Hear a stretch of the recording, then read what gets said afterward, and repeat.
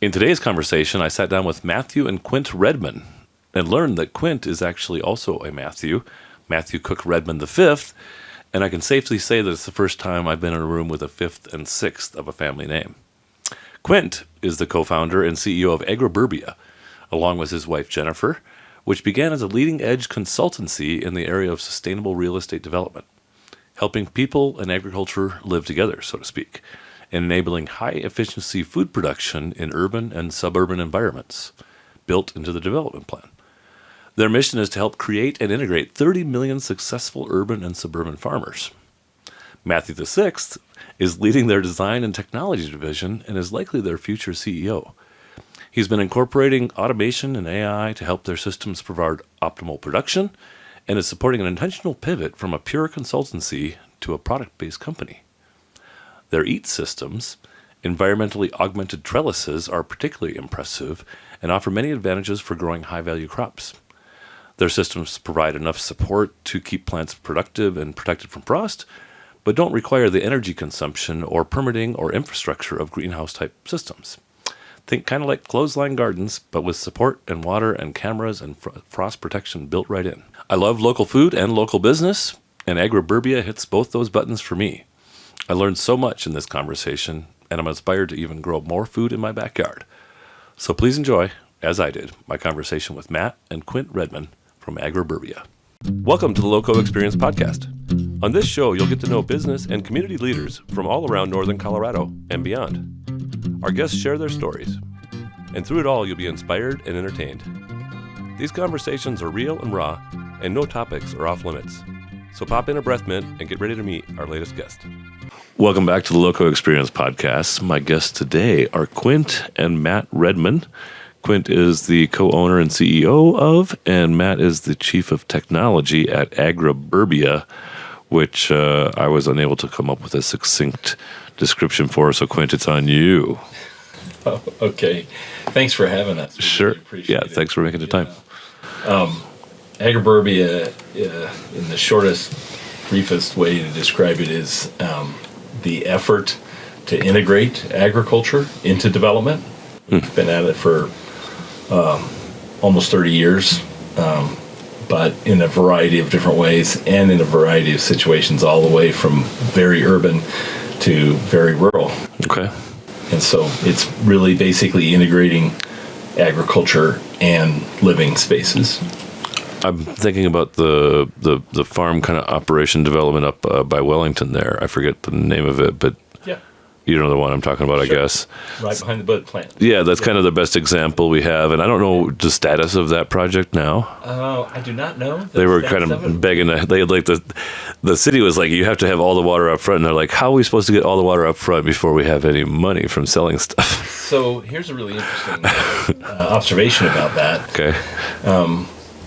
Our goal is to try and figure out real solutions, not have a tug-of-war between agriculture and development. Yeah. And agriculture uses a lot of water. Right. And so one of the ways that we think about the whole equation, the whole situation, is to think that a lot of farmers and a lot of agriculture folks would actually use less water for higher value crops if they could capitalize it. And so the margins on traditional agriculture are pretty low. Sure. So it's pretty tempting to just sell that water and get out of the game. Right. Yeah. And so literally in the developments we do, which we did not do that one, but the developments that we do around the country, we actually calculate that and we figure out how to get more value on less water. But we do that with drip irrigation and other forms of much higher efficiency water systems. And I would say that's the critical piece of Agriburbia, is that there's two core components. One is the true design part of it, where we do development projects, and the other is the technology that we work on, which we're talking about is the way to make the developments more water efficient and more calorically productive. So your past history especially has been in the subdivision kind of development processy things, trying to get this more in, but to make it really work, you've got this technology. There is no possible application way that all trying of the to. farming was going to be done traditionally. Right, you can't have giant fields and stuff. Exactly. I have a pretty big garden by Fort Collins standards. Maybe, I don't know, a lot of times I have like 8 or 10 tomato plants and, some pumpkins and zucchinis and all that stuff. But still, I could get a lot more efficient with my use of space. And that's what I saw on your website when I met with you guys. Mm-hmm. So we take and water. a much we like put that on steroids. We actually model calories like traffic or whatever. We actually design it. We figure out how many people are going to live there. We can model, ethnicity and income and figure out what people eat, and then we can set a target. Yeah. We say, let's set a target for 35% of the calories that these people will need in this subdivision come from the subdivision. That's pretty cool. It automatically makes it green, automatically makes jobs for seniors and teens. It's good for people to put their fingers in the dirt too, just for health. For sure. Yeah, absolutely. So we, and mental health too. And mental health. Oh, for sure. Veterans ones. We have one. We have partners all over the country, and one of them is in Virginia, and we are working on. It's been a little bit time working on it, but an occupational therapy situation where the farms actually are both occupational therapy physically, like how do you make the aisles of the rows wide enough for wheelchairs and adaptability or whatever, but also PTSD therapy or whatever. Yeah, picking weeds will help you think less about that time my car got blowed up at the crossroads. Kind of, Yeah. So going back to one thing you said, though, which might be really interesting for your viewers particularly, and whatever, is the very first project was in Milliken. Our very first project. It did not get built because it got approved the day before Lehman Brothers crashed. Okay. And literally, the developer went out of business the following day, right? Oh, wow. So you put all this work into making this leading edge kind of development. And not only that, there was actually, we went through, and the service plan for the municipal district had $1.5 million for the drip irrigation for the vineyards and the orchard. Oh, wow. Oh, we spent years on it. And then literally the gavel went down. You're approved. It was 600 acres right over the Rain River. Yeah, beautiful. And then, we setback. Did you get paid along the way, or you had a big kicker at the end? No, I'm guessing we left some on the table on that one, but it's the nature of business. Yeah. So it sort of cemented our position in the design and the that part of the world that people really only come to us for, agricultural and sustainable development. So you're a food forward and water forward design firm. Oh yeah.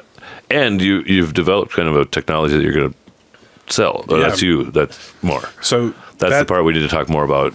Sure, I suppose, or all of it. Really. Well, it's all inclusive, right? It's holistic to make approach. these subdivisions that can do a 35% target based on their mix up. You got to. The original idea behind the technology started when we actually, after the downturn happened and there was no more development work, we went out and built farms up and down the Front Range, like actually, putting in the irrigation, growing Roma tomatoes, and then sourcing them to different restaurants that were local. During that whole process, we figured out that the food supply chains are completely broken, right? Yeah. There's no possible way you can make it. The timing of when the produce was ripe to actually you can't have a truck come and pick up 2-3 bushel baskets of tomatoes. One of my favorite stories to hear is about throwing skid steer buckets full of Roma tomatoes that were beautiful organic tomatoes away because the timing didn't work with the restaurant, right? So super sad. Out of that whole problem and this disconnect in agriculture between time and space is E.A.T systems, or the technology that we've have 2 patents on now, but have developed, and it's a way to grow vertically, but to manage all of that production on your phone and connect with the end user, so the consumer. So one of the so your neighborhood knows when the tomatoes are when they're ready. So it eliminates that like problem. A super CSA kind of. It's even tighter than that, right? Like if you join the HOA, or we call them co-ops in our language, but the landscape around you, it'll actually send you a text when the tomatoes in row 55 are ready and stuff. It's killer. It's one of the things we talk about a lot is, everything else comes at the point of demand, right? Your music, your entertainment, and food is different because it's physical, so it's harder to do that. Right. But it's still one of the last frontiers where there's this huge, long, convoluted supply chain that is from when the seed actually gets planted to when you're picking it up at the grocery store. Well, and I know, trying to condense that. Being a fairly high volume tomato rancher, I might start getting tomatoes by late July, maybe mid-July. I get some early girls or whatever, and then through August, they're blowing up. In September, they're crushing me with too many tomatoes to even deal with. Yeah. And then hopefully they don't get an early frost, and I get some good October tomatoes, and then they're gone. Mm-hmm. Or they're too green, and you have to make green tomato relish out of them or whatever.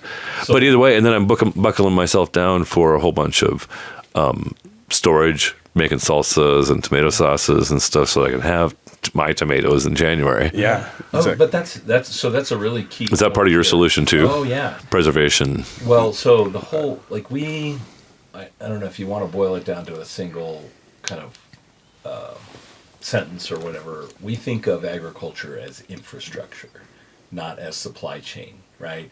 So like your water comes every day. Yeah. The road in front of your house is there every day. Yeah. So it's not like Victory Gardens, right? Yeah, right. Exactly.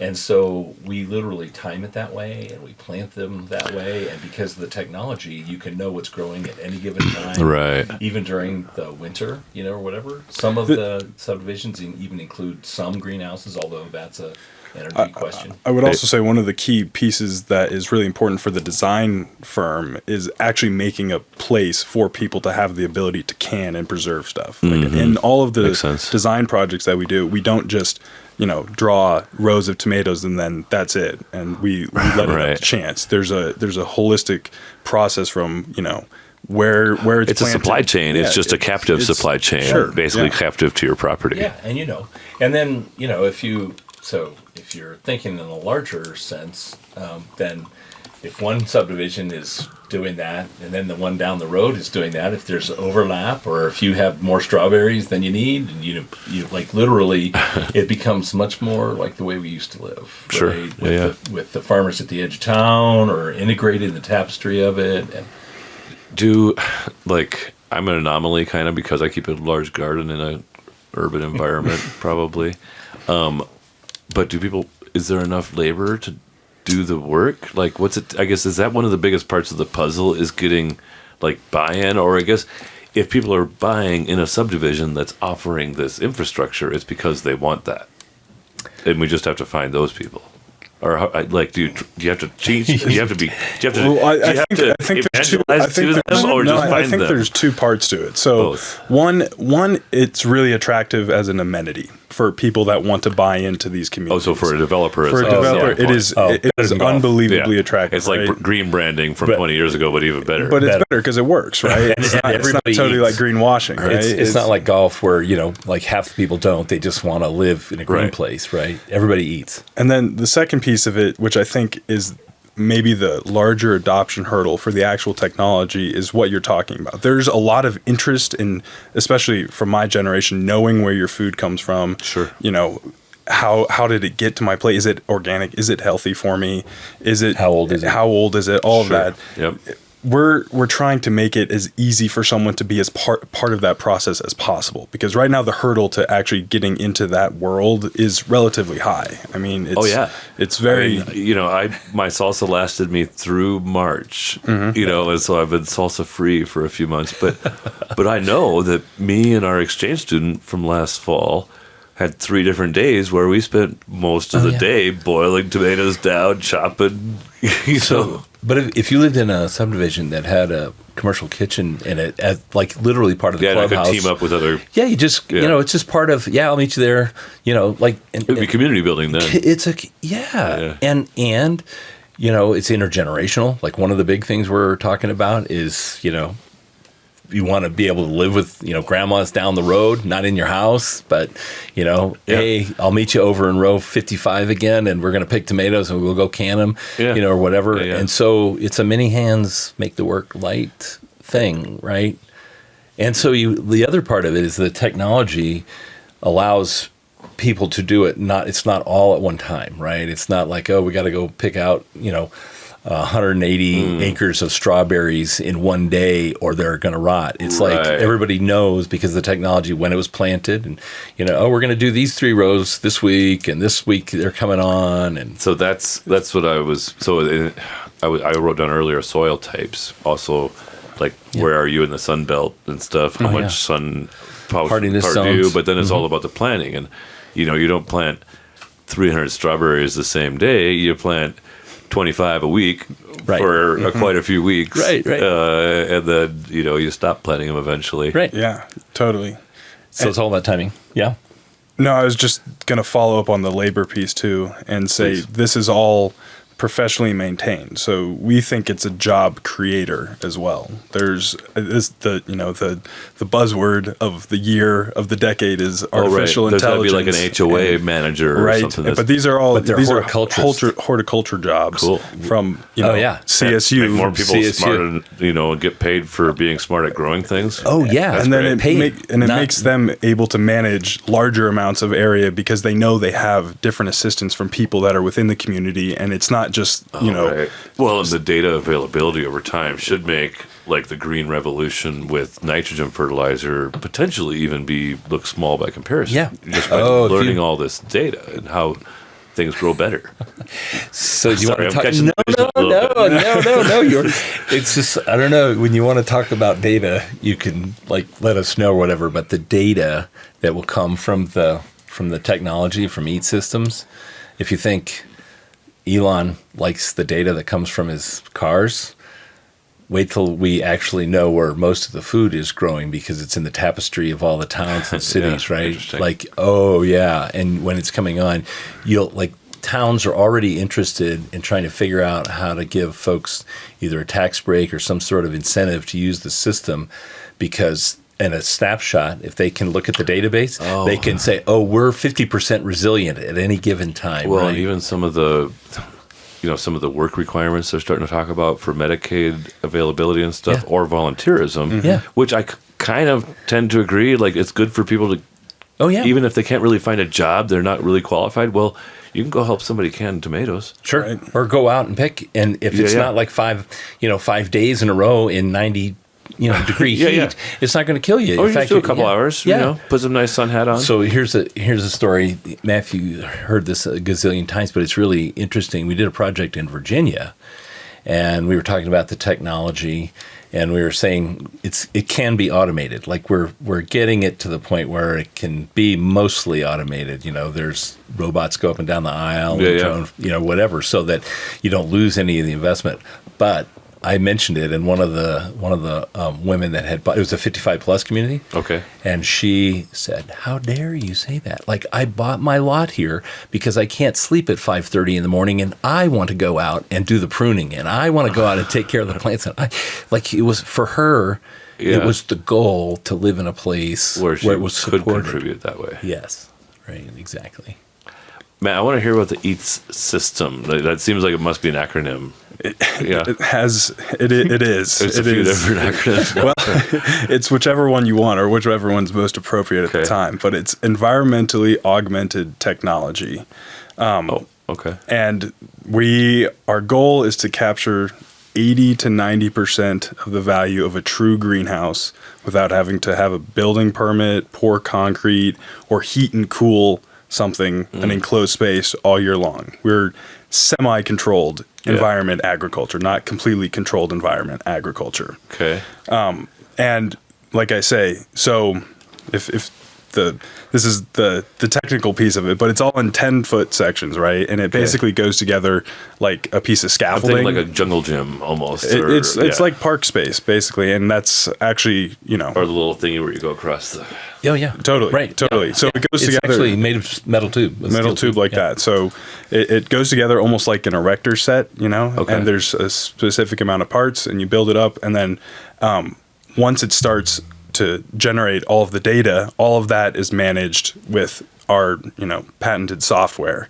And to have access to that, we get a certain amount. And so you're doing a lot of viney kind of things that lots of vine. It's all about, maximizing caloric output per square foot. And is there dirt space too, or is that raised space? There can be both. Whatever makes sense. Whatever. For the crops So in mind, right now we're in the middle of prototyping it all and getting it out there.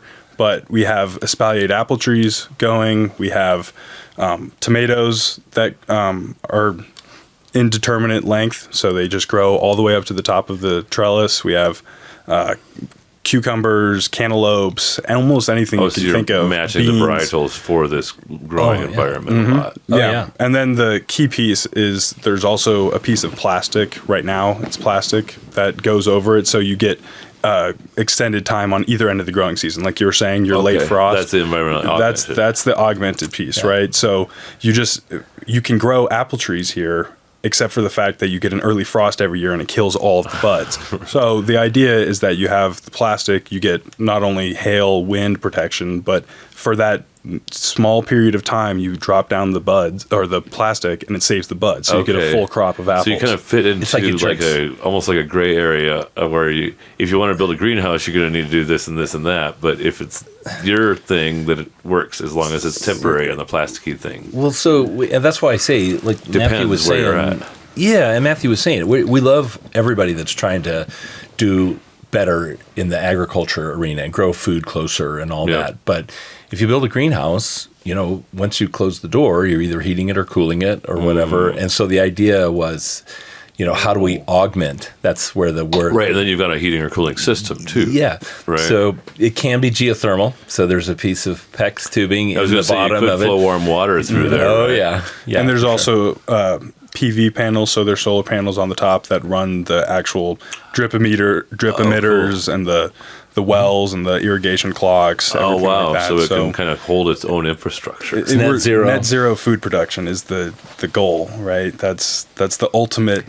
In the ideal situation, you'd be able to basically have a shipping container of it, potentially set it up somewhere that doesn't have any existing infrastructure, be able to drill a well and then set up the trellis and the solar panels, and you have water, power, and you can grow without even having power there? Yeah, from the solar panel. Damn. So, man, think of I've been teasing that if this AI thing gets too stupid, I'll just homestead in Alaska or something and just choose that lifestyle instead. And that would make it a lot easier. So the ultimate goal... Do it someplace nicer, with good water. I don't know. Yeah. Someplace milder, though. Yeah. So the ultimate goal is net zero production within a metabolic distance of its consumption. Right. Like, in other words, you can walk to it, or you don't have to spend fuel to truck it or get it around or whatever. Yeah. And literally it's healthier, no waste, no packaging, all that stuff goes away if it's really close. And the target audience is not, it works because it works for existing producers to grow more intensely right out of the box, right? And then it helps them manage whatever they want to grow right away. This also gets integrated, like we're saying, into the daily fabric of life. So community institutions, schools would do it, churches potentially, hospital chains would set it up and then be able to have the orderly excess land. If you have excess land, we're trying to leverage the Uber analogy is that they didn't try and make 1,000-foot long taxi cab. They saw that every single car that was going around the city could be a taxi. And we're saying there is excess land available, there's excess space, and we just want to be able to maximize that towards food production potentially, as opposed to... And you're here in the land of the scarcity of water, but it really isn't all built around water. Like if you were in West Virginia or Columbus, Ohio, or some of these places, there's abundant groundwater, right? Oh, yeah. So, and then I'm not sure what the access to it looks like or the cost of it, but I have to think it's cheaper because they never run out, But here's an example, though, of what's going on here in Colorado this year.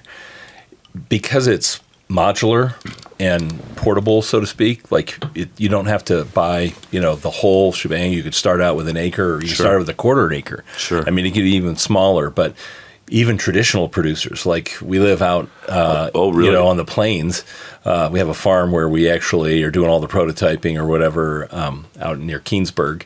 And to be really honest with you, all those guys that are traditional guys, you can put this on your pivot corner, and it takes a lot less water, and you grow higher value crops, right? And so in a year like this, when there's 13% or whatever it is snowpack in the South Platte Basin, it's a lot. It's a very attractive. You've already got the water source there. Yeah, and you're going to use a lot less water for a lot more value. But the key piece to that too is completing the supply chain. The reason they might not do that right away or right now is because they already have established relationships with the grain elevator, with their buyers already. Sure. If you're able to give them the software that connects them with where they're going to end up selling the produce at the beginning of the season, they would adopt it because they're business people. So it's all about building the network.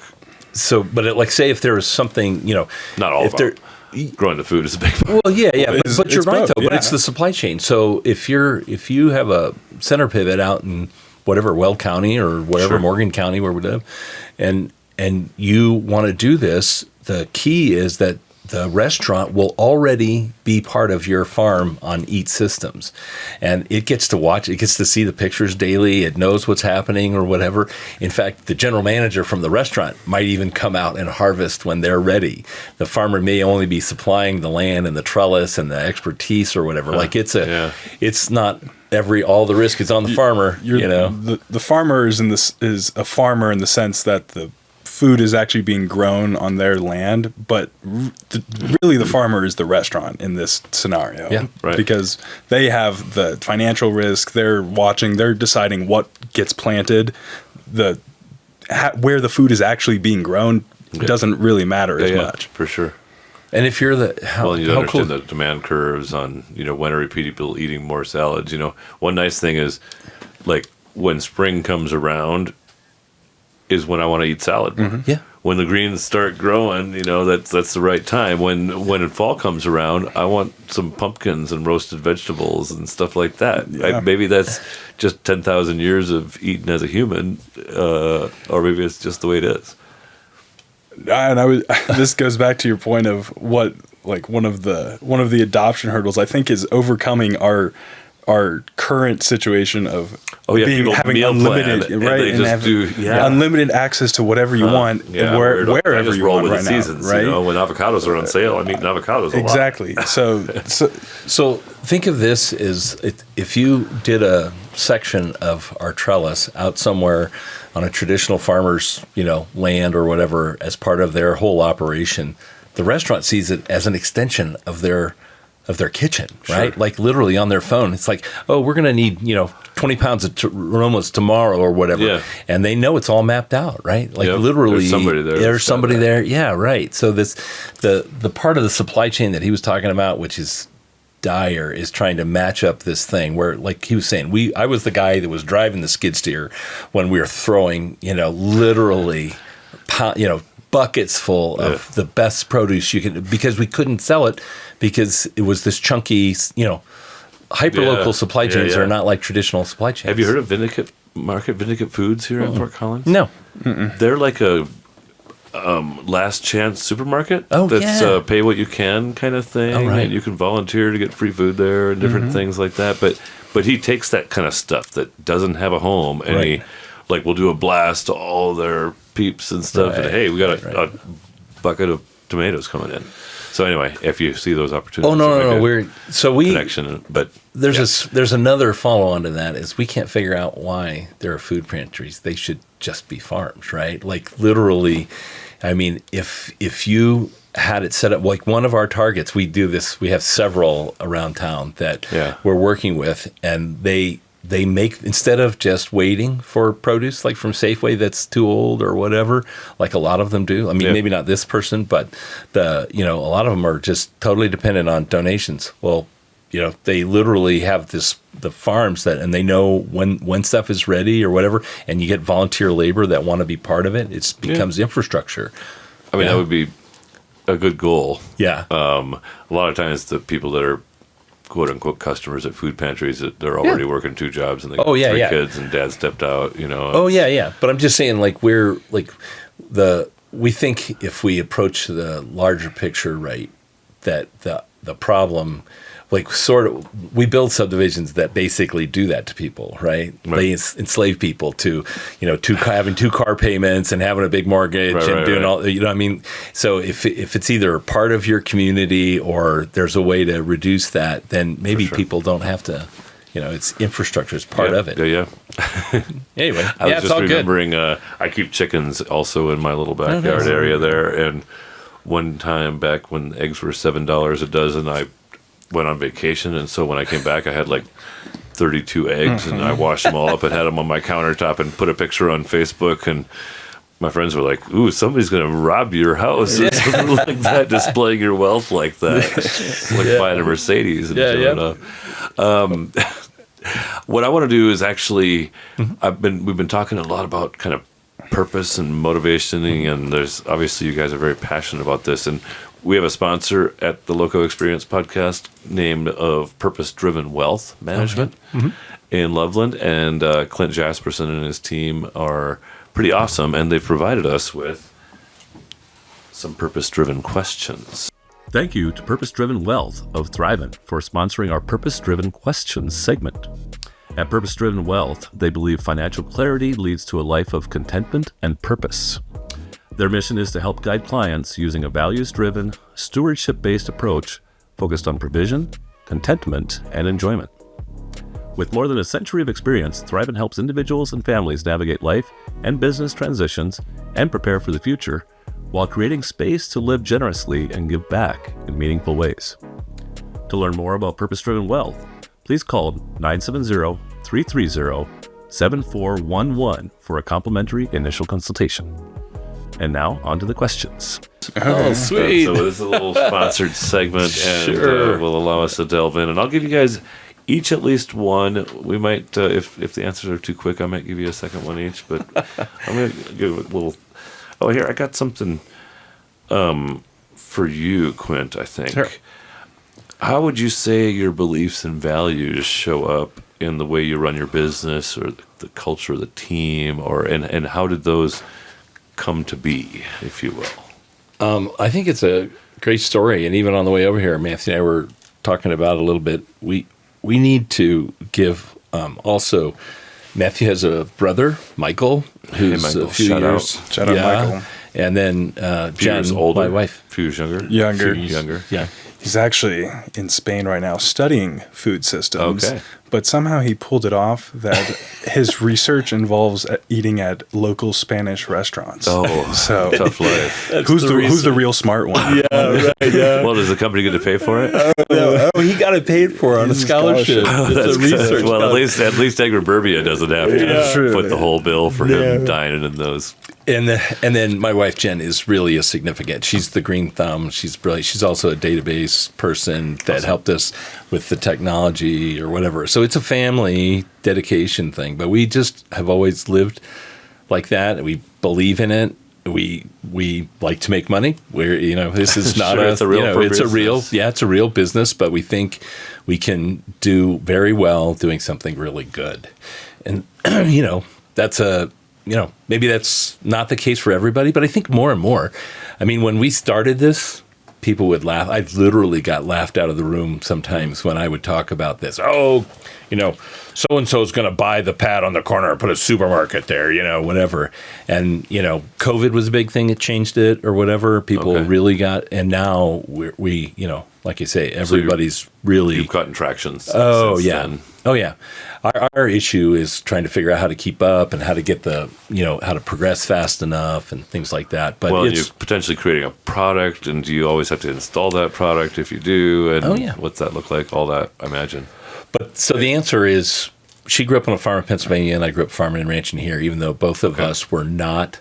did not come from traditional, 6th-generation farm families. Her father was an academic, and my dad was an engineer. Okay. Actually, School of Mines guy Cool. or whatever. I grew up in Golden, and but agriculture and food as infrastructure, as a passion, as hospitality, we hosted a big event yesterday at our farm out Okay. there for This is in Keensburg area? in Keensburg. Is it? Yeah, Okay. we have it's set up for that. Some college kids came out and just like had a ball, and we talked about water, and it's very educational. So our goal is, like you say, to do well, but it's to do well doing something really good. Yeah. Yeah. And it really came just from that farm roots and Yeah. kind of that notion yeah. of, even though was it your folks that were working professionals but also had this farm? Oh yeah. Yeah. Or, Or so hers. no, hers, yeah, and like literally, I hate to say it, but she and her mom, they would have like Martha Stewart contests. What do you mean you don't grind your own flour and stuff? It's like, agriculture is the way you give to each other, Yeah. right? I dig that. And so it sort of all came out of that. And it's like, we need to figure out a way to make the way that we live as a family available to you if you live in a subdivision, right? Like, Yeah. how do you, Yeah, yeah. How do we do that as developers and agriculturists? Very cool. Yeah.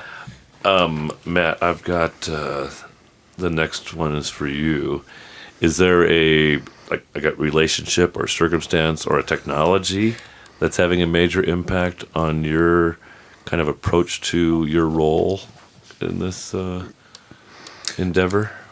Well, the whole thing is built on relationships, and they're Sure. built on very long relationships, like exactly 24-year relationships when I was born and growing up. And so, no, You're it's, really trying to help mom and dad execute the dream in a lot of ways. Is that really where your heart space is? it is. And it's not just because that the interesting thing about having crazy parents is you have crazy parents, and they don't get turned. It doesn't get turned off when you go to school or come home. It's When all you joined it's the all the business time. with them, they were crazy It's before always that. there. They'll But I always, and Michael as well. Growing up, we were part of it. Not just by default, but because we actually wanted to be part of it and wanted to go do irrigation and try and work on anything we could. I always thought it was like the coolest thing to, have our own firm and be doing that, right? And seeing how it got run. And I mean, I can't remember this, but I was on my mom's lap while she was coding the original, tables for the farm database that we would do. Oh, wow. This is, so it's a history It's a thing. deep endeavor. It has We've been and at it a it's- long time too. Yeah. and eventually, so you grow up in it and occasionally hate it because you're out and you are weeding and it sucks. But you realize the value in not just working for a family company where you have really strong, trusted relationships, but also for a company that I share a vision with for where I think we're going to go. Like, one of my main goals now is to, like we were saying, try and help people grow up the way I did. I mean, I feel really blessed to have been able to grow up with the opportunity to work on a farm, to have fresh food. I didn't know. I mean, it was like the treat thing to go to Burger King because it was junk food. Like, it was, it was the I didn't fun know thing. tomatoes were so bland until I bought my first ones from the supermarket in college. It's just a normal thing to have just plentiful food and readily available food. So trying to figure out how to give that same opportunity for people. And one of the ways, this is to the question mentioned technology, utilizing and leveraging technology to do that. Like we're saying, you don't necessarily have to be on the farm to experience the same thing. You have a way to digitally be involved, and then not maybe every day you're there, but when it's ready to You're pick, tracking. you're there, right? Sure. So there's this interface between how your food grows and how you grow as a person that doesn't really exist. Yeah, I just want to add one thing, because he won't say it about himself or whatever, but there's a little bit of a notion that we're all sort of single-minded now or whatever, and he also graduated from Tulane with a degree in biology and a minor in economics. He played D1 football there. Nice. While he was learning how Safety maybe or something like that? A receiver, actually. It was the wrong position. So you can trust me. catch. You should have been a safety. I should have, anything but receiver. or a fullback. but he like they did all these things that everybody else did too, right? And they were great in high school or whatever, and they learned to glue pipe and do things in irrigation and food. He knows more about, cooking or whatever. In fact, he's taken cooking classes and stuff like that like from a his Renaissance mom. man in training as well. Yeah, and his brother, he's at the Air Force Academy and whatever. So it's not like it's exclusive. Like one of the things that they, we are very proud of is that they did all this and they did all the things that are, normal childhood things. Right. We didn't enslave them. I'm sure it appeared that way sometimes, right? But that also goes back to the point of what the values of the actual company are, is not being siloed into one thing. It's taking systems approaches to all the projects that we do, right? It's not just how do we make one little piece of the garden work really well. It's how do we make that work really well among all of the other things that are happening in that project.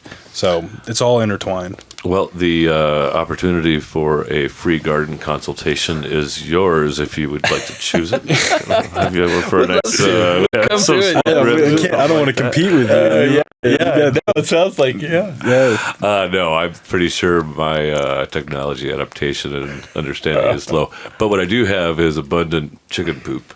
Oh, yeah. And a pretty green thumb. So and a lot of sunlight. That's good. We do as well. That was actually, this is a little bit of a sidebar, but the true empty nest project, pun intended, was when both my brother and I went to school.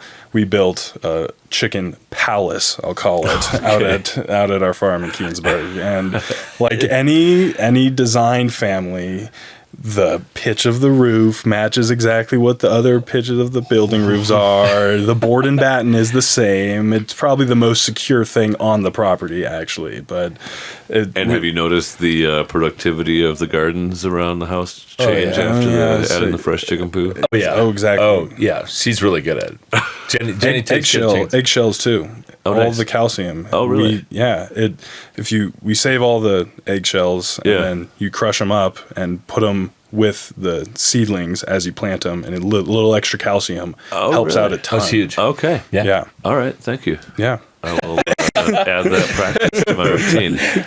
I'm going to do one more purpose-driven, Quint, and it's going to be mostly directed to you because you've got a puppy over here that might not be thinking about legacy a lot. But like, you've got kind of some real big dreams, right? Like if you can just influence 10% of Americans to pursue a lifestyle that's more attuned with their food and that kind of thing, but that's a lot. That's 35 million people or something. Huge. And so you might not see it fully realized even, but like what for you is legacy and as like, I don't know, you're 60-ish maybe, 55, I don't know, 45? Oh, you're a great guy. I don't know. Great to be. No, I'm 64. Okay, so so you probably 10 more years in the saddle, really working hard, maybe. Yeah. Well, maybe doesn't even already work very hard, or what you do isn't really work to you. Oh, no. Well, so there's that adage, right? Like, I don't feel like we've worked because we woke up every morning. Both my wife and I, co-owners, we literally woke up one day after we were married and said, we're going to do a business. Like, we need to do this on our own or whatever. And we've done all kinds of, also design consulting and computer consulting and things whatever. Interesting. So, but the food thing was the passion, right? Like, like he's interested. His brother's in Spain studying food. Right. They all know about health. They're, so we're already part of the way there to the legacy, right? Yeah, so that's fair. I dig that. One of the things we were literally even chatting about when we were at the coffee shop waiting to come over was like, how's the handoff going to be? And like, what's the best way to do it? And I'm actually teaching. I don't know if I can say it out loud here, but I can. So I'm at K-State. So I'm teaching at K-State. I'm teaching design. Well, I love it. I know more people at CSU probably than a lot of people at CSU do, and we love those guys, right? Literally in the ag department, and I won't start calling out names because there's too many, but we've had a long relationship with, and they're very helpful, all kinds of things. We've had prototypes on Spur downtown in Denver. So actual educating young minds beyond the two boys and whoever else would listen at the farmer's market. When the opportunity came up, it was a former student of mine brought it to my attention who's been a professor at K-State, and he said, you should think about this. And I'm like, oh, I'm thinking. And I ran over there, drove over to Manhattan, Kansas, and I said, this could be kind of cool. And I came back and asked the family, and both boys were like, I think you should try it. Just don't, if it doesn't work out or whatever. And I called them after a couple of weeks. This is the coolest thing I've ever done. Like, these kids are great. They all want to do stuff. When I tell them that, what I'm thinking about and dreaming about, they go, oh, isn't that cool? They don't think of all the economic reasons. And they haven't heard all your stories. Yeah, it's a captive audience. That it is. Right, yeah. And I get to give them a grade afterwards. So, yeah. Anyway, so I'm kind of in them. I would not call it retirement at all, because I'm doing more research than I've ever done. But it's a different mode than running the private company. Yeah. And so we're working on, and it's all in the same vein. It's all pushing towards the same thing. So Matthew's working on the technology. We're looking for investors and trying to put the whole final commercialization plan together and all that. We made a long way, but it's really fun. One of the most fun things is to be able to talk about your kids, and they're doing great. They're just like, they're stars, cool. Right? They're, killing it. And so, like you're saying, I'm part of the way there. I'll probably work until I fall over, just because I love to work, but it's all for something cool. Dig it. And is that kind of the big challenge for the business right now, is to kind of raise a chunk and get this technology really brought to scale? And what does that look like? What would you do?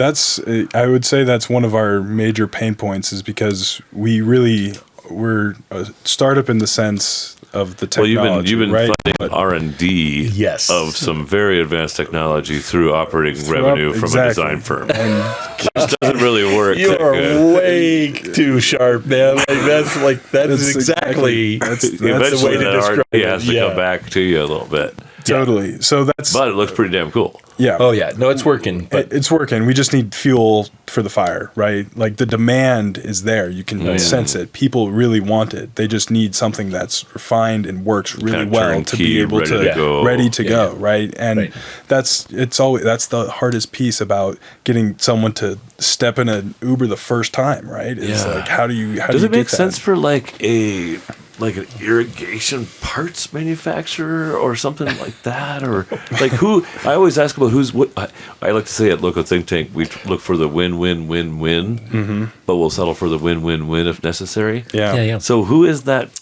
partner that, if they could get this commercialized, would sell the shit out of a bunch of piping or drippers or software? Not really that, because you're the software developer, it seems like.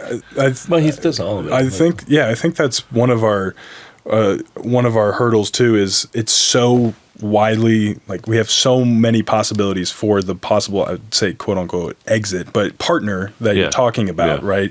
And one of them that we've talked about are irrigation companies that would basically already have all of the capability that you need to scale it, and would probably be able to add a little bit of icing on the cake of what they already do in revenue, doing something and it's better. It's a lot larger market. All of a sudden, it's not just lawns. But they wouldn't be passionate about it in the same way that you guys are and stuff. We're hoping. It seems like somebody to be a capital partner but stay out of the way would be better. So there's a couple of different notions too. Like, there's, food companies live and die on the price of diesel. Right? Sure.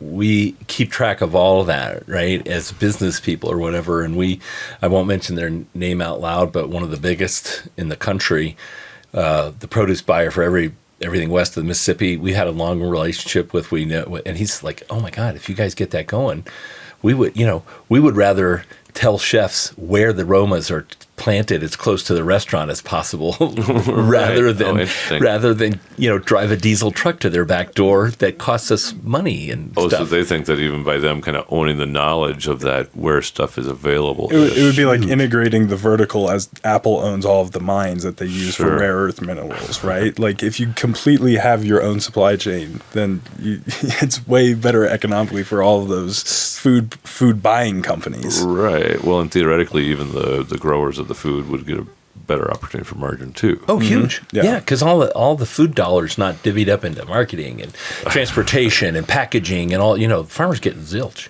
right? They get almost nothing. And this way, they stand a much better chance. And then the third one is developers, right? Like where we started. Yeah. It's a huge value add for them, right? And as it gets harder and tighter and people are more health conscious, so there's a possibility of partnerships potentially. Don't know. Well, but there's very few like national scale like developers, or maybe a home building company, Hartford Homes, not Hartford, but Lennar Homes or something. Yeah, Says, I think it's also like hard to approach those companies that are so entrenched in the silo that they're already way things in, have always been done, and especially the way they make revenue. They're really good at building homes at a large scale, at tract home building. Yeah. Right? They're probably less good at installing our technology and helping grow working the food into their even, development, right? Because it seems like this works best if it's like maybe one or two like multi-acre growing areas that maybe have a building or a space for doing stuff and canning and preserving or whatever, rather than every backyard having its own like trellis. Oh yeah. Well, that's a different story too, because like open space, right? Like we've done so many open space agents. Like we had one open space agency already thinking about branding product, right? Like one of the things maybe we can get going here, Fort Collins or whatever, is like what, I mean, open space, fruit included. Mm-hmm. Yeah. Instead of just extracting the open space from the developer and then having to spray it twice a year with 2,4-D and mow it, right? So it's open.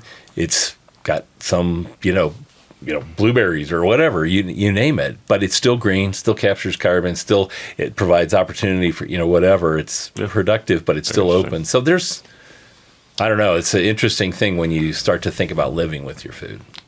We have, to get to the food thing, actually, I have a gift for you guys. This is some LoCo Think Tank glasses, but then LoCo's Crazy Ginger hot sauce. Oh, man. Are you guys hot sauce? Yeah, for perfect.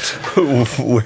The family's from Louisiana. You don't have to. What we're going to do is we're going to take a short break here now, and then I've got some chips and an open bottle of hot sauce, so we'll sample that on air. So we get the this is manufactured for us by Matador Mexican Grill. Oh wow! And you can buy your very own, listeners, bottle of Crazy Ginger at Matador. So swing by. Oh yeah, that's way cool. We'll take a break now. This episode is sponsored by LoCo Think Tank. LoCo Think Tank provides peer collaboration for business owners. We build smart, safe places to help business leaders navigate every stage of the business journey, and we love what we do and who we do it with. Our model features give-back-minded business veterans in the role of LoCo facilitators, and we're always looking for abundance-minded individuals to add to our membership, facilitator team, LoCo community, or to feature on this podcast. Listeners of this podcast who go on to become members of LoCo Think Tank get their 6th month of membership for free. Just mention the LoCo Experience podcast on your application. To learn more, visit our website at locothinktank.com. That's LOCO thinktank.com. All right, and we are back and about to sample the Crazy Ginger. What do you think of the name, by the way? Do you know any Crazy Gingers, Matt? I actually don't. No? No. Oh, you're just too young a man. I was going to say, not enough. Not Every enough older time. man knows that you must know a Crazy Ginger. Yeah. So this is peach is the first ingredient, and then bell pepper. There's some carrot. And then there's a lot of habanero and a little bit of ghost pepper. So interesting. Go ahead and slide up. Take one that's got the amount of sauce on it that you'd like to try. Ooh, that's going for. We'll try it. Going big or going home. I'll take a smaller one here. You want another one? I do. Oh, good. It's really good. That's a good encouragement. Oh no, it's really good. Thank you to Matador for sampling quite a few different flavors before. You can take that juicy one if you want. Yeah, thank you. Won't scold you. What would you say stands out to you about the Crazy Ginger? Everybody's keep chewing. keep a face away from the microphone when you're chewing. I would say the peach initially. That's good. It has the sweet. Yeah. Yeah. I totally can taste the peach on it. Take that. Yeah, it's sort of fuzzy. Like the heat is fuzzy heat. Like it's not like Yeah. in the back of my throat. Doesn't jump choking on your me. face like a Yeah. crazy monkey. It's more about sneaking up on you. No, more- it's very enjoyable. It's Good. very tasty. Yeah. We'll I've got a bottle. That's lovely. It is really good. take good joy in small Yeah, things. yeah. Well, No, enjoy we do. that. I actually had Jeff Faust was on my podcast not 5 weeks ago or something. And then I was on his podcast, the LoCo podcast, if you guys want to go give that a listen. Oh, yeah. He was telling me he's almost got it gone. Like Oh, in yeah. 5 weeks, he's finished off his bottle, and his wife yeah. and kids don't like it. It's too hot for them. So I can tell you, this is one of the first things in the cabinet now. it'll be a grab. It will go grab. quickly. It'd probably go quicker than 5 weeks, I would say. Dig it. So, I think we've talked quite a bit about Agriburbia, kind of the vision for the future a little bit. I would like to go back. One of the things about the LoCo experience is we go back in the time machine. Oh. And we go all the way back. I've never tested our time machine to go back quite this far, but to your first grade or so, Quint, what was the scene? What was the setting in those early years? Were you Eastern Colorado born and Nope. raised? No. Golden. Okay. Golden. Yeah. Golden. So Well, the School of Mines you mentioned. yeah. So I have a pretty interesting story. I'll go back even Go to further. birth or sooner even if you want Even to. before that. So it's a very interesting thing about Colorado that most people aren't aware of. But both my parents were greatest generation parents. Okay. And so they both signed up to go to the military. My dad actually quit law school halfway through Wow. to become a bomber pilot on December 8th, 1941, right? The day after Pearl Harbor. And so he got TB.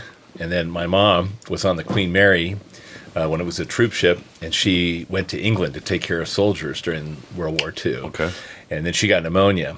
And so they both met at Fitzsimmons because they sent all the pulmonary patients to Denver because the air was so clear. Oh, interesting.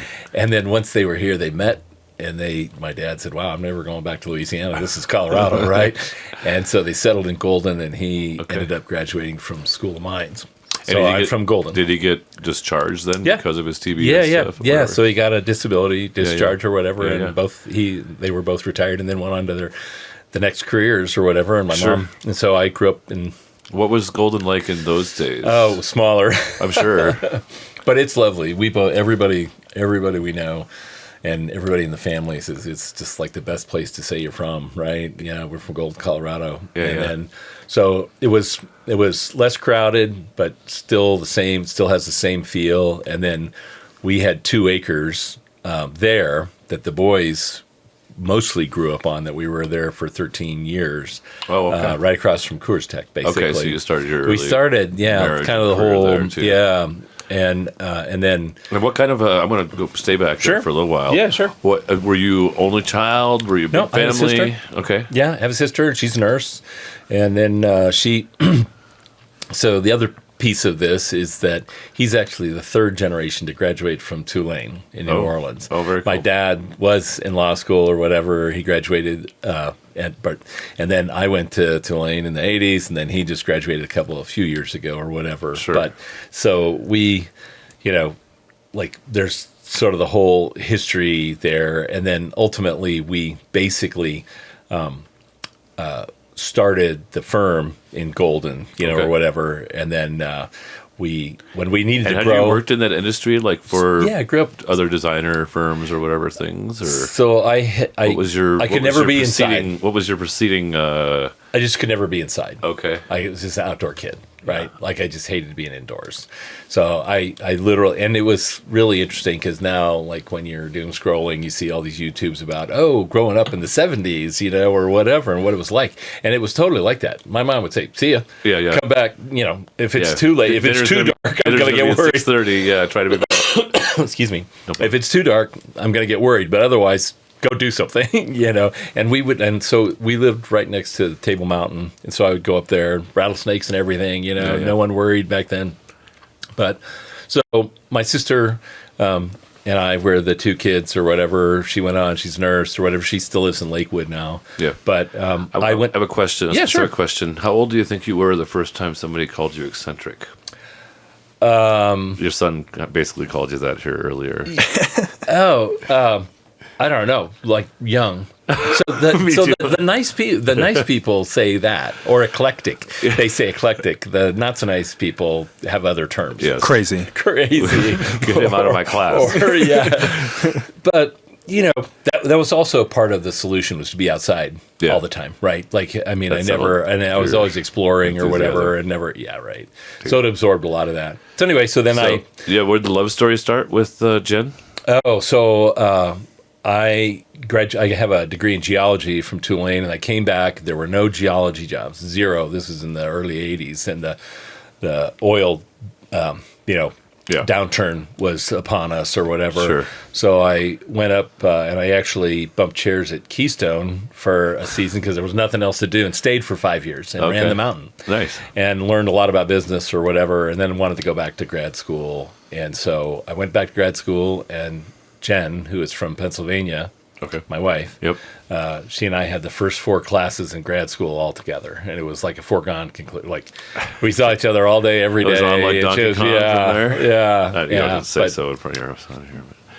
No. It was a pretty quick match. But it was good. So it was interesting. The soulmate, like, really, we talk about it all the time. Like, there was one of the, where we feel bad if it doesn't work that way, but for us, it was just soulmates from the very beginning. She's an entrepreneur too. She does everything well that I don't. Like, she's total detail, all the books and whatever. Like, well, it's like the traditional female trait of I see all of his flaws and I can fix them, and in her case, it's by fulfilling those other roles. Filling the gaps. Yeah. That's my wife is largely that same role. Yeah. I mean, early on, we used to laugh about it because I would say, oh, wouldn't it be cool if the computer would do this? If you could click on it and pull up what the veggies are, or, whatever. And then she would go away, or she would be working on it for a couple of weeks and come back and say, something like this. And I go, oh, look at that. That's awesome. That is cool. Yeah, the executor of your vision in many respects. Yeah.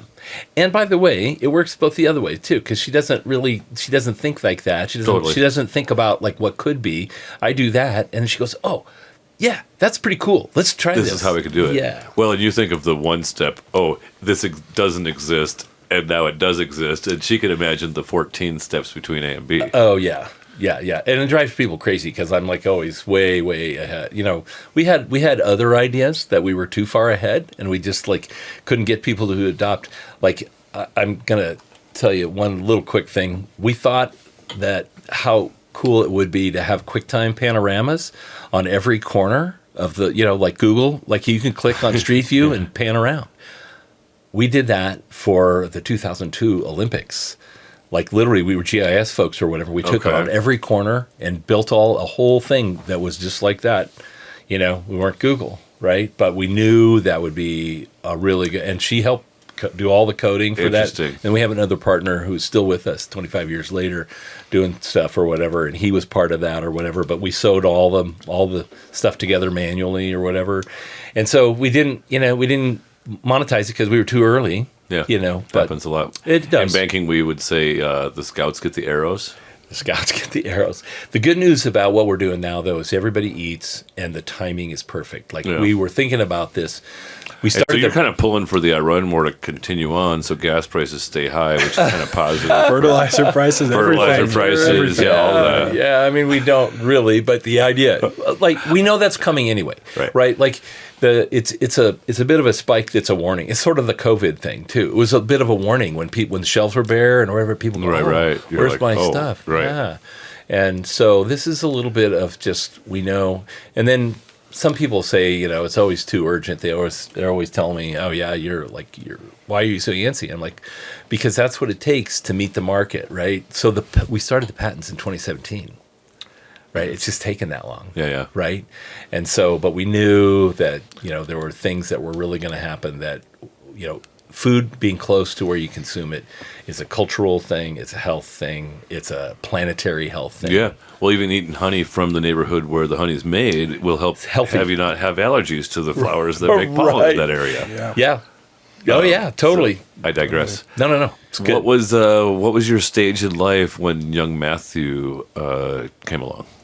What were you? We had already in this business. No. It's a good timing thing. Like we decided, we got married and we bought an old 1906 wasn't a Foursquare, but it looks like Foursquare down in Denver that was in really bad need. And we don't do, I mean, I like to play golf and I like to do other things, but not as much as work, right? And do things like we're just do-it-yourselfers, right? Remodeling an old house was...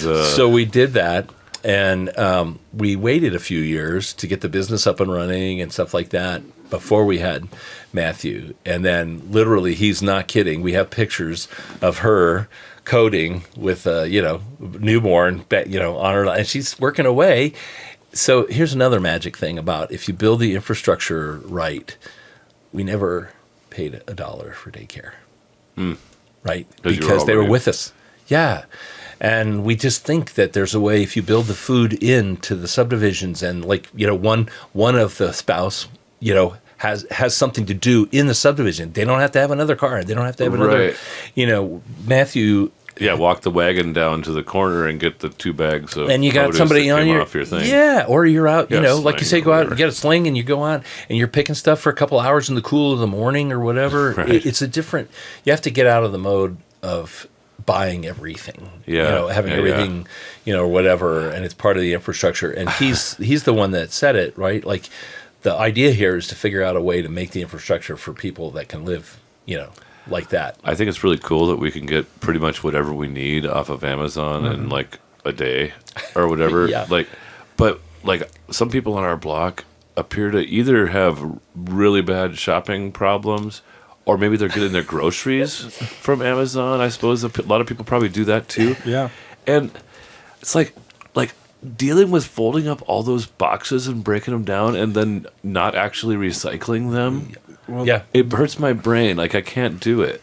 There's also just some intangibles that go along with actually being part of the process, right? I mean, we buy a lot of Amazon packages too, right? Like Right. Everyone does, but there's something that's missing when you order all of your groceries on Amazon too, and all of your food too. Well, It's the just community there's- part is obviously There's a not part of human. it, too. There's a human yeah. piece that's missing. So anyway, so you had this place, and it was in Denver? Oh, so it was in Is that what Denver, you yeah, said? Okay. yeah, right behind North High School. Beautiful. It was the best real estate deal we ever made, right? We bought it and refinished it. We spent $90 on labor for the whole refinishing. We did all the work ourselves. And then we loved it, and we had an office. At one time, the design firm was much larger. We had a whole floor plate in downtown Denver. Yeah. And we've done work all over the country. In fact, actually, we've done work in China and the Bahamas and overseas or whatever design work. And a lot of it still included, all of the projects were sustainable in some way. And then a lot of them started to have food in them, right? Like we did, Gotcha. there was one in China where... Kind of slowly pivoted to that food Oh, focus. yes. Well, we did the one in Milliken, and once people saw that, they actually saw it, and they saw the model behind it, people wouldn't ask, came to us and said, hey, we want to put food in our project. Right? Yeah, cool. And so, yeah. So anyway, then he came along, and then a couple years later, Michael, the second son, right? I'm going to pivot it over to you, Matthew. What's that first grade? What was the scene? We're still in Denver by that point? Yes, we were in. No, this was in Golden. So Golden. yeah. So I spent 2 years in the house in Denver. I Okay, think. And so then your we were in early Golden. memories are back in Golden again. Yeah, so they're all growing up and frankly doing very similar thing to what he was talking about in the 70s. Oh, the whole... we'd go off, rattlesnake. It was part of growing up, climbing North Table Mountain, coming back down, going over to the pond, like mountain biking. Colorado was all still of very that. libertarian at that time, exactly. in terms of how kids should be raised and everything Totally. else, and Yeah. what you should tell each other to do. So that was like, I really couldn't, Golden has a very special place in my heart, and I think it should in everyone's. I hope everyone has a chance to experience it. And even in my lifetime, it's been crazy how much change there has happened. Sure. There. I mean, when I remember being able to, it was a 2-lane road to turn off McIntyre and onto wherever where our house was. And now it's a 4-lane back With and the forth. turns, center turn lane, too. Oh, yeah. It's just, even the span of, 20 years, it's completely changed. But it was, you couldn't ask for anything more as a kid growing up. Every opportunity that you wanted to play and hike and work occasionally. Well, and obviously sports became a big part of your life. Was that there right from like late elementary school, kind of, or It always was. I actually started, I think the first one was soccer, as everyone does, but it really was rugby. He played rugby at Tulane. Dang. And actually, They invited me to play rugby once in college, and I was like, those guys are all way too big. Why would I want to do that? It's the greatest sport. I loved it growing up. I will say also, there's the Tulane component, but I'm also the sixth. So I'm Matthew Quint Redmond the sixth, and that's where the nickname Quint comes from, is because he's the fifth. So I have 1, 2, 3. What's 6? Yeah. Sexy. Sexy. Oh, sexy. in Latin. So haven't adopted that yet. Potentially down the road. Sexy Richmond. I like it. But like a and now future the next one in the line has even less choice than I did about naming. Right. Clearly. It's pretty Almost set. baked But in, Yeah. And what is that? Is that English name, I suppose? Or Redmond? it's Irish. Irish, sure. Yeah. County Wexford, actually. Okay. Is where it's from. Hail to County Wexford. Did you guys have like a shield and stuff like that even? Yeah. And he got to go see it. We went. So this is like I said. We can chase squirrels in this show. That's part of what we do. Yeah. So last year, my brother and our best friend growing up, who he went to high school with us, but he actually grew up. He's the third brother, not by blood, Fair. but grew up working on the farm and everything like that. We all went to Europe, and specifically to see the Oasis reunion concert. So we stayed up, got tickets at 4 a.m. a year before, and then planned everything out and made our way. But part of the ending of the trip was to go to Dublin in Ireland, and Michael and I made sure we went down to County Wexford to see where the name is from, and it was super fun, right? You step off the train and you're in Redmond Square, and then there's like Redmond Street right there. Dang. And so you guys are proper blue bloods as far as Irish and goes. there we are, yeah. But it was funny because we actually went to the library to see if we could. But you came to America, I suppose, because of the Brits were kicking your asses up there at the time or something? Yeah, so Probably. Matthew II came, and then Matthew III was the first one in Louisiana. Okay. He was a lawyer in North Louisiana, and then my dad was the fourth, and I'm the fifth. And he's the Sorry to interrupt you. No. That's actually one of my favorite pictures. Is there's after I finished Tulane, we stopped at our family in North Louisiana, and they actually have the grave, the headstone for Matthew II. So there's a picture of Matthew II, the fifth, me, all in one area, which is pretty sweet. But anyway, we were in Ireland. I forget where we were going. You were just going to tell some crazy pub story about Ireland? Oh no, that's for the LoCo experience. That's for the LoCo experience. Fair enough. Anyway, So you were obviously very. We athletic. talked about You were talking- athletics. yeah. athletics. Oh, maybe that was the point you were coming around to. I did. Did you get a bar fight in Ireland or something?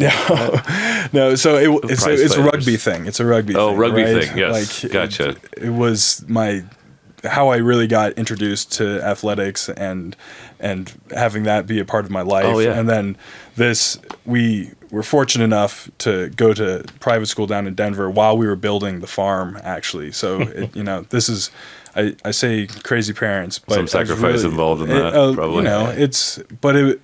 It was Great, though. talk about formative experience. I mean, that's really. And you want to shout out to the school? Is that allowed? Sure. Yeah, we went Kent, Denver. Okay. So it's It's like a prep school. As close as we got to that. And, Oh, yeah. yeah. And it was great. It wouldn't have been as great if we weren't in the same situation where every weekend we were out in Keensburg on Table Mountain and farming and pulling building the farm, right? Take Like it. that was a total unique experience that I am eternally grateful for, is that I got that opportunity to go to school in Denver.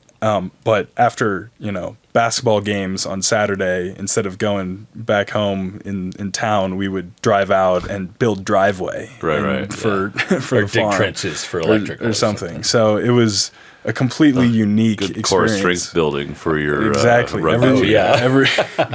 Everyone wondered how I wasn't in the gym and was like still being able to perform. Like, you got to Total dig buff. some digging bar at the post in. Dig But, rocks out of a post hole for 3 hours. Totally.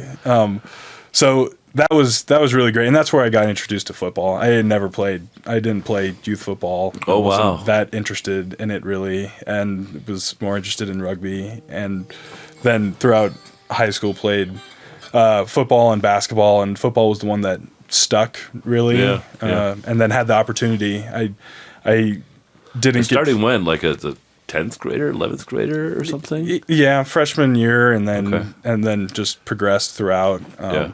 And I had the opportunity. It wasn't really on my radar to start high school to play any sort of college sports, Sure. really. But I ended up being able to do it at Tulane. And the interesting thing was, and I think one of the really good things is I didn't go there specifically for football, right? So I was able to get that experience Oh, for yeah.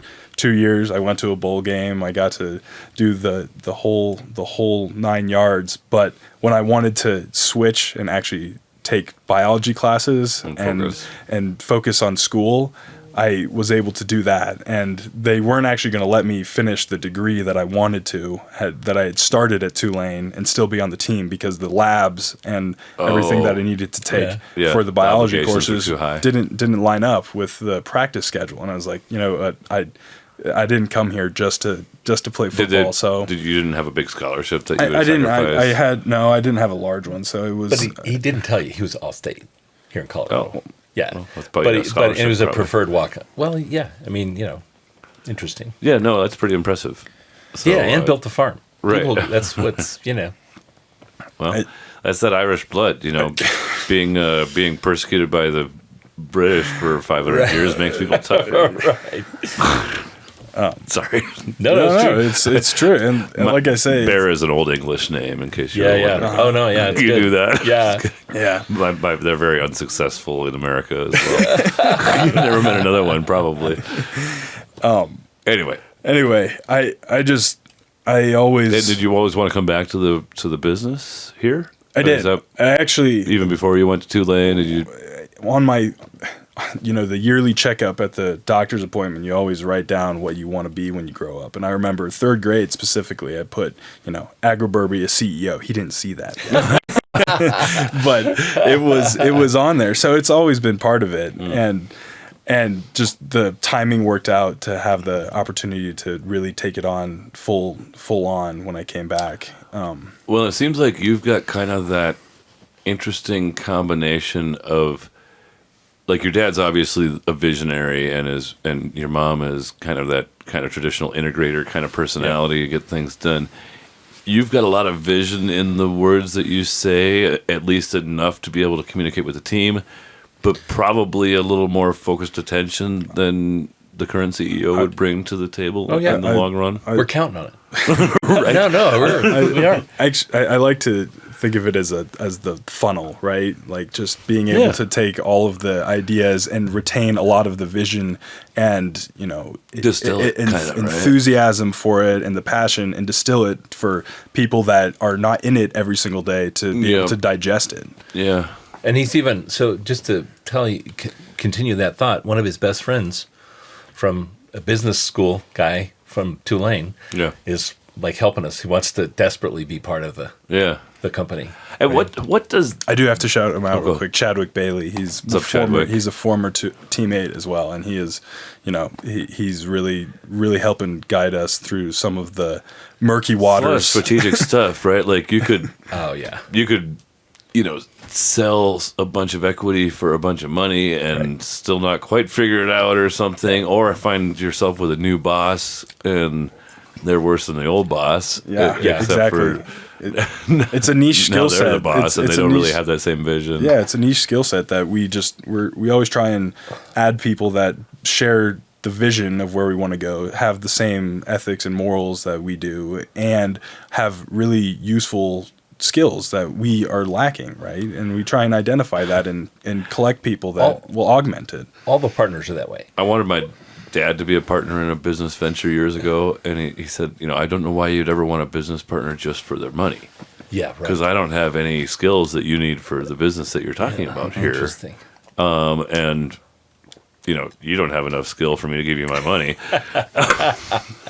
but I'm hearing that same thing. Like if you would add partners, yes, we're going to need some money to make this happen, but we also need to kind of build the collective of skills that it takes. Yeah. So we kind of collected people along the way that way. Really. Yeah. Like we have a mechanical engineer. She's great. She's from North Dakota, and she's Hurd. Oh yeah, Amazing. and she's brilliant. But we met her because she was between jobs, and she helped us farm and like design some irrigation. And I said, you really should maybe think about being a partner. Anyway, and then we have a civil engineer, we have a lawyer who's dedicated to food, and they're all partners. They're all minor partners, but their contribution is not money. Their contribution is expertise and dedication. And so when I was a banker, we had a big like sources and uses table was like one of the most important things. Yeah. Like is there like multiple rounds that this business would need, or if you got like a big seed round kind of thing, would that create viability? Is there enough margin there, or what does that actually look like? I think one of the things we've always said is that since we've run a business for 20 years, since he's run one for 30 years, we know how to put dollars to use. So any amount that comes in will get used towards the next goal, right? We don't need we need like $2 million right now or whatever, but and we have very specific things that are laid out that money would go to, right? It's not just going into oblivion. There's goals and pipe that needs to get bought to get a certain amount of farms out there going to eventually prove the point. So it's a little bit of a divulgence. I feel like Quint wants to say something. No, I'm just saying, like it's an interesting thing, and because of your background as banker and all that, we have a very detailed use of proceeds. Like you say, we just know how to run a business. So it's not like, well, we hope, and this we need is $50 million. I assume this is structured separately from your design firm. Yes, kind of. It's like own Agriburbia, LLC, right? Yeah, and basically, if we got $50,000, we would use it the right way. If we got $2 million, that gets us further. Like there's a real plan in place to do, and we just need the fuel, like he said, to make it go. And we know how those. One of the things I would say. But is it prototyping? Like give me kind of a bit of an overview. It's changed, honestly. Right now, it's a lot of it is actual sourcing of materials and getting the first installations going. Like I would say 6 months to a year ago, a lot of it was pure software development and prototyping in the traditional sense. Gotcha. We've That's been able to progress now. We've been able to progress 50-50. internally enough where instead of 70% going to that and 30% going to the materials needed to get those first installations, I would say it's flipped. 70% is like, we're ready to go. We can get a MVP out there that is very workable and will help whoever is actually using it. Yep. There's always going to be refinement and iterations, right? And we need, that person actually using it is who?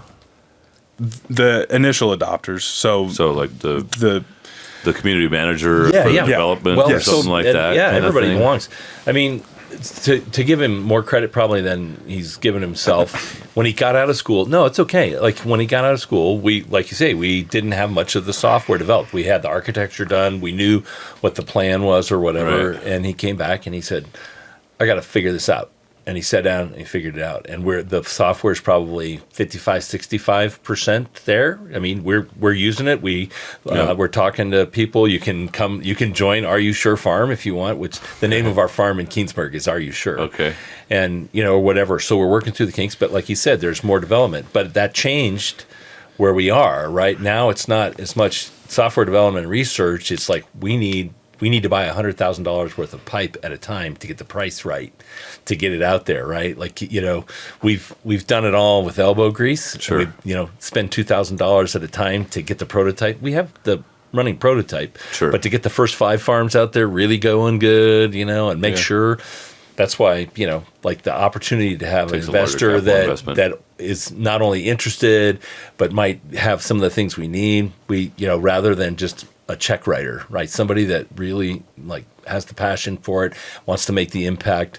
I mean, Would you say you're out of beta phase though? Like it's ready to deploy, or not on the software side, obviously. I would say we're right on the precipice. Okay. I would say we're right Yeah. on the A precipice. certain amount of trust is still required, though. We're going to have to have a lot of involvement in the very first ones that are out there for commercial use, just to troubleshoot it, right? Like that's how everything gets launched. Well, just But thinking the materials side, like somebody that's going to put in one of these systems should give you a pretty fat deposit that should allow at least the purchase of a lot of that materials. So we but think- they would have to be invested almost in the concept to do that. Yeah. Otherwise, why would they trust that it's going to come together? it's like the chicken and the egg problem of why would you they really want to see it happen and be able to use it, and no one wants to step off the edge of the cliff first, right? Sure. To be the one that puts it out on But the we're table. really close. Like literally, we over the last year, we went from talking about it like origami. Here's this paper thing that we think of, Sure. me making hand signals to an investor, right? To if you want to come out to Keensburg and see it, you can look at it. It's planted this year. We're growing. We're doing or whatever. I can pull up a picture on my phone of what's growing there right of what's now. growing there. So the basic integration is done, but we, there's just, he's not really a software developer, although he really is now. Like Right. it's, you know what I mean? Like he just, we've always sat down, what needs done? And you do it, or you do Are you this. using AI in that space at all? I am. It's Pretty this is why it's also a great time more for us. possible now than it's ever. Totally Yes. more possible now, Right. right? You've Yeah. taken Yeah, that I mean, barrier of entry. If I wanted an app for LoCo Think Tank for our members and stuff to be able to use to communicate with each other and stuff, 5 years ago that would have been $250,000. So it's, Now it would be yeah. 20 hours of focused and attention that's where from the me. real value is Or for 100. us too. Is like we're not just valuable because we can put together the app. We're valuable because we have the 30 years of experience that leads into you can actually inform the forming farming. knowledge that's needed because Yeah. AI doesn't know anything until it's got some knowledge and all that data that you'll collect. So there's two Just key make it things smarter. for us. We're not guessing. Like we already have a pipeline of customers. Like they're all in various stages. Some don't want it till it's really refined. We have some farmers that are willing, but they want to see somewhere how it works, and they want to, what I Sure. mean. They don't want to, Yeah, even they don't want to be part of the beta. We're really. also Yeah. trying to figure out a way to get them, some at cost, or make a deal to get those early adopters on, or whatever. We're in the middle of some of that. Yeah. But here's the thing that's really interesting. Jenny, my wife, who did a lot of our other coding, like early on, he's on her lap and she's doing it all the old way, line by line, right? So he gets out of school and he comes in. We're like, I said, Jenny, show him how to code. We need to get this off the going or whatever. And they did that. And then he goes, there's easier ways to do it. And so the architecture is beyond. He needed all the research. This is like a bulletproof thing, but it's very different now, than when Jenny and I were, 20 years ago coding stuff by heart, by heart. Well, code. and your knowledge base though is so strong to inform that. That's kind of AI is kind of a beautiful thing right now because people with knowledge can become super powerful. Right. But if it turns most of us into retards, then it's not going to be as useful. Exactly. They're just repeating a bunch of people's dumb statements. Yeah, no, I don't. This is.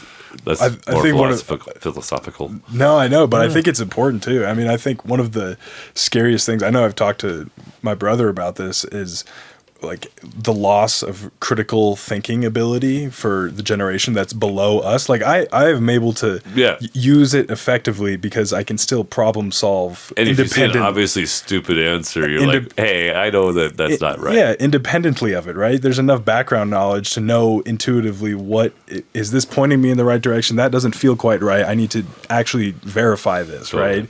That gets lost the further down the line you go with. We'll see. Maybe not. Maybe not. There's something that happens that changes that. Quint, you don't seem so concerned. Oh, no, I am. In fact, actually, I think I just want to recapitulate on this idea. The firm is a person-focused firm, right? In other words, honestly, it's designed to be completely automated. Like the drone will fly down and take pictures of the trellis, put it online, do AI, whatever, and it'll tell the robot where to come pick the next day. I mean, that's in the long term. Sure. But we do not believe in technology just for technology's sake. In a lot of these places, like the woman I was telling you about in Virginia. Yeah, they didn't want you to pick her, do her job. The whole point of the technology is to make people's lives better, right? So why would we take that away? On the other hand, we don't want the fruit to rot. And if there is a labor problem and there is something. So the idea here is executing with judgment, not just whatever the latest craze is. Like, how do we do this the right way? The an upcoming guest soon on my show is going to be, I forget her name, Sarah Hinckley, autonomous nano tractors. You know her? Oh, tell Sarah hi. She took the. She seems like just a tell pretty her, brilliant lady. Oh, and she's the best photographer ever. We tell her we still use her photographs of our farm in Golden. That's cool. Oh, she's the best. Very cool. Well, it seemed like you guys should be acquainted. So Oh yeah. that's all done deal We already. haven't talked to her in years, but Are we anything you want to make sure that we touch that we haven't, Matt?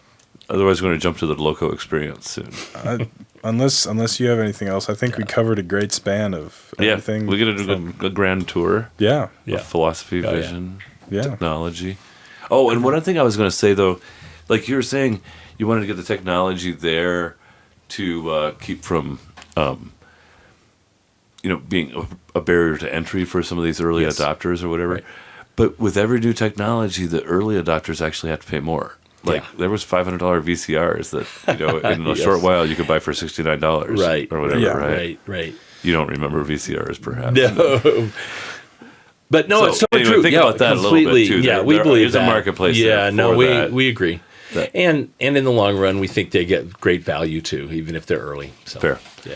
Well, the LoCo experience is the craziest experience of your lifetime that you're willing to share, but we often start it with a sample of. Oops, I got a little more. I got only a little bit left, so I got to get another bottle here. This is called WhizCal, and it's from Seed and Spirit Distilling here in Fort Collins, which is opening their tasting bar and lounge, and they'll have food trucks in the courtyard and stuff pretty darn soon. Let's see. Smallest one? Me? No, for Quint. Here you go. I think these are about even. Thanks. So I just want tasting notes on this. This is from Seed and Spirit. It's kind of their flagship product, the WhizCal. I love it. I love the idea. So, cheers, salute. Oh, Can't yeah. shoot it, don't have to. I like to sip it a little more. Oh, yeah. The smoky.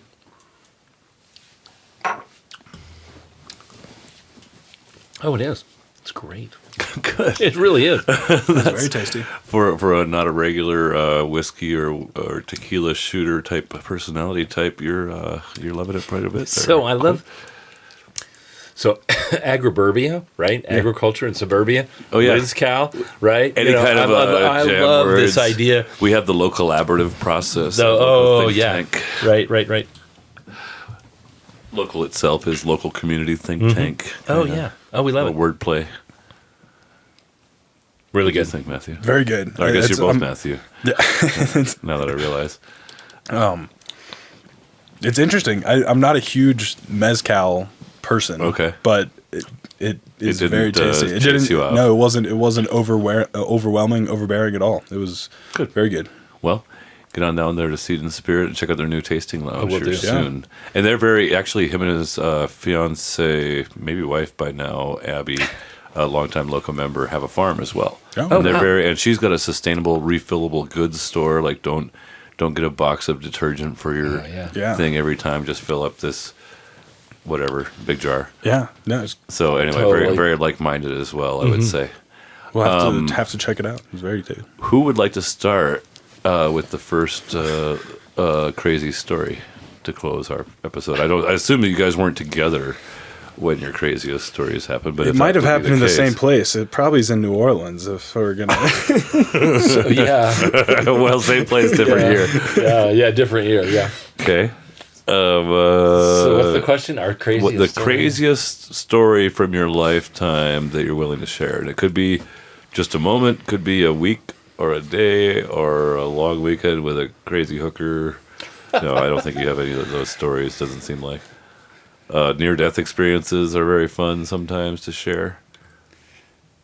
Who's up? You going first, or you want me to go? Sure, I'll go first. It's this is a safe area. This is a safe space. Yeah, I'm looking at my periphery right here. It's a safe area. But what is that?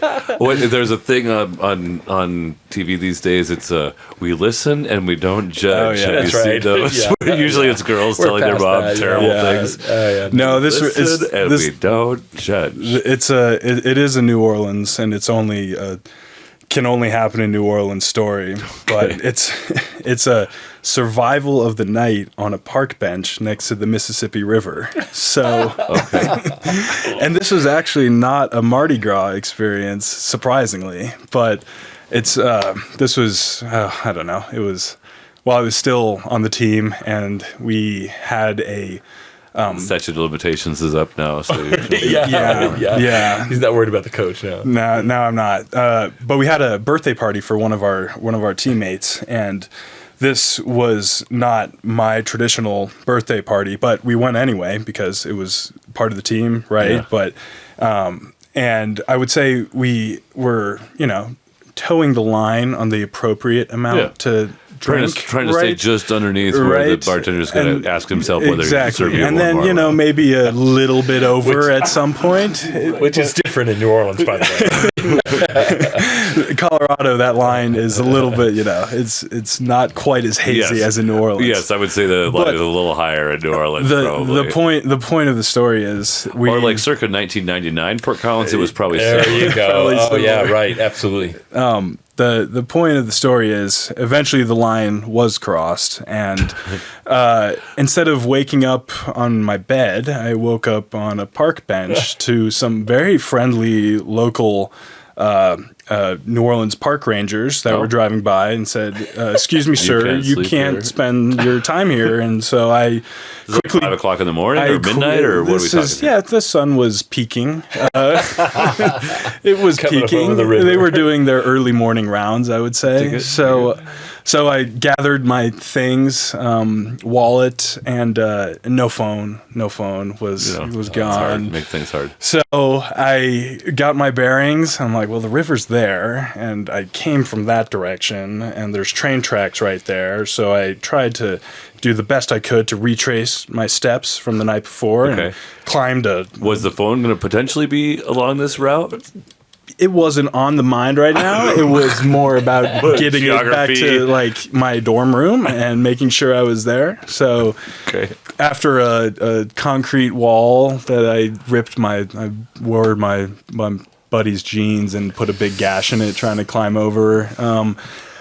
Ended up in the not greatest part of New Orleans. Some parts of New Orleans, surprisingly, some parts of New Orleans aren't that great to be around, especially Sunday morning. But I met a wonderful lady that she asked me, "Are you looking for something?" And in a very hazy fog, I haphazardly pointed and said, Tulane. And she said, just get on the bus here and then you'll be able to get back. So I had like $3 in my wallet, bought a bus ticket, hopped on the bus, finally got somewhere back to where I was oriented. And I was like, okay, I know the street, I can get back. And then got off of the bus, started walking all the way from basically downtown New Orleans along the streetcar line. Got on a streetcar, so I was like, I'll save some walking. That didn't move. So waited on there for 15 minutes, hopped off, and then decided to just walk the rest of the mile back. Stumbled in at around, 8 or 9 in the morning and slept for probably 2 hours, then knocked on my roommate's door and was like, we got to go find my phone. We got to get out of here and find it. And he's like, what? I'm like, I was not here last night. Let's go. And so we hopped in the car and tried to go find it. Did you have the Find My Phone available, or was it more like going to these parties that we've been to? It was completely lost. It was gone, and we searched for the whole afternoon, but it was not lost forever because a year later, he got a call from someone, and it was someone on the phone was like, "Is this Matthew? Is this Matthew's phone is registered to Matthew?" you or and whatever? It was like, "No, this is Matthew's father." It's like, "Well, we have his phone." So I went over to where this person was in New Orleans, got the phone, and now my aunt uses it. It was fully functioning. Seriously. So what was I forget it wasn't Algiers. Where was it? It was It was Where did you find it? Bywater. I mean, Oh, it was Bywater. It was Yeah. It was Bywater. But But anyway, it certainly didn't spend a year outdoors. so it was like a year's a little long, but they found it somewhere obviously, and they like had kept it and finally found out how to either call Like with find out Siri rules They tried or to figure out something. how Yeah. to. Interesting. My password was 0000 at the time, so it was probably not that hard to crack and get into it. But She was very nice though, and I said, nice, though. they went to that much trouble. I think it was interesting because she knew there were probably pictures on it, or something. It wasn't the value of the phone, but she sure. was like trying to get it back to its owner. I have an old BlackBerry, and it's got a picture of me riding down the hill to Palisade. You know, there's a big hill that comes down after you've done the winery tour. Yeah. And drank wine at every place, and then also put a bottle of wine from each place in your saddlebags. Yeah, right. yeah. And so I've got me going down that hill in a 1965 Sears Roebuck bicycle, one-handed clearly, because I got one hand up here and with both saddlebags full of wine. Like, anyway, I wish I could have that picture. That's the only picture from that BlackBerry that I want. So, But I'm not sure it's worth it. it was a full recycling story. Nothing went to waste. Did you have any what's that movie with the Vegas crazy? Oh, The Hangover. The Hangover. Any kind of hangover pictures on the phone or anything that when you finally get it back? See, the thing is, when that occurs, that I just do a little bit of an just delete it right autopilot, away. right? Like I'm just there's Delete the last. yeah. So All right. Well, Quinn, I feel like that's possible that you can beat that story. Yeah, mine's a little bit more medical or trauma oriented or whatever. Okay. More near-deathy kind of style. Yeah, I wouldn't Well, say near not death, bad. but it was sort of pretty ugly. But it's a New Orleans thing, but it's really a rugby thing. Oh, okay. So Bring the rugby I back. need a shout out to Tulane rugby football, my buds. Like really, it's a brotherhood, and I can tell you, like we even 30 years later met back in New Orleans, or whatever, and telling stories or whatever. So, but my very first semester there, I was a big guy, and they, said, "Oh, we need that guy on the rugby team," so they recruited me. Anyway, I loved it. I was athletic my whole life, and we were at Vanderbilt. And we were playing, and it was in the rain, and I didn't know enough about rugby yet to catch the ball over my shoulder. So there was a punt or a kick, a drop kick, and I sitting there, and I'm waiting for the ball, and I catch it, and the minute I caught it, the guy had been running blasted. 40. Yeah, so he broke my jaw on either side, my maxillary on either side, pushed the whole thing back. Oh, and damn. Yeah. He put his forehead right into the top Right, of your right. lips. And I had a mouthpiece in. It didn't shear my teeth off. It broke that's my nice. jaw. Anyway, so I was looking through the grass for my teeth. and to this day, he's an ER physician. My buddy Eric Weinstein was like, I think there's something wrong with Quint. We should probably drag him off the field. Never stopped the play or whatever, but they drug me off the field. The next thing I know, I'm over at, and Vanderbilt has great med school. Okay. So I'm over at the ER or whatever. But the funnier part of the whole thing is I was in shock most of the time, right? I got clobbered, right? And my teeth are lost in my head somewhere. And the doctor gets on and pulls my teeth forward, and they put a tungsten bar in or whatever. But the guy who's the ER doc now, he's my rugby buddy, and he's like, here, take this coating. Here's a beer to wash it down, right? Nice. And so So you're popping codeine and washing it down with beer on the operating table? at the rugby and then at the rugby party afterwards, right? We went back. Oh, no. He's driving me around Nashville, right? Yeah, with all this stuff. So anyway, the upshot Don't of it remember is, too much about that, right? I do not, but all the stories that he tells me, or whatever. So. But I'm it's really fun. Today, I still cool. talk to him every now and then. That's or a pretty whatever. neat way So, spend some time. yeah, it was ugly. It was ugly finals that semester, though. But Yeah, I I bet. we're all good. We made it through. I crashed a motorcycle and broke my leg 10 days before I graduated high school. Oh. And so I was on significant codeine during the after party from the graduation thing with a full leg cast and stuff too. And yeah, I remember it didn't take nearly as many beers when you're on codeine to be ready to be out for the count. Yeah. I tore my ACL twice, same leg, so it was the same thing. I'm like, well, I can't just sit around at the house. Like, I gotta at least be out and see my friends. Then right? You go out and take 2 beers, and you're like, so, could somebody give me a ride home? I need to go to sleep. Anyway, it's all good. That's pretty tragic story, but but it's all. My teeth never died. Like the doctor said, your teeth are all going to die. You can have caps and everything. And they're like picket fence and whatever. But the reality is, they're my original teeth. That's awesome, actually. I was the shortstop when the third baseman lost his 2 front teeth from a line drive back in the day, and he's got a nice smile still. He kept his teeth. Right. A little different than everybody else's, but it's cool. It's unique. Guys, let's have some more chips and hot sauce after we close out here. But if people want to learn about this, like Agriburbia.com, right? Is the main website. Yeah. And then there's like a contact me if I really would like to be involved, be a partner, be an investor, be a customer. Yep, we have a contact form on the actual website, or you can reach us personally at our emails. Is that cool to say right now? Yeah. So if you don't want mine spam, bots are going to there's already spam available. So it's M Redmond 6 at Agriburbia.com. Anything like any interest, questions, comments, no hate mail. Encouragement.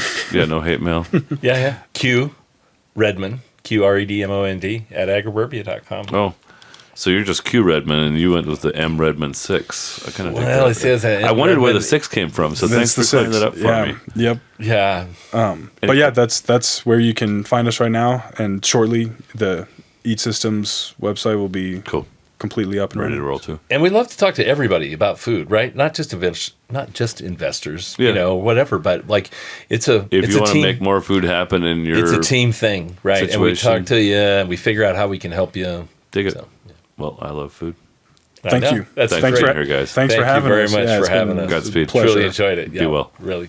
Hi, this is Kurt Baer, host of the LoCo Experience, and I wanted to let our listeners know that beginning in June of 2026, we're going to be releasing podcast episodes on Wednesday mornings instead of on Saturdays.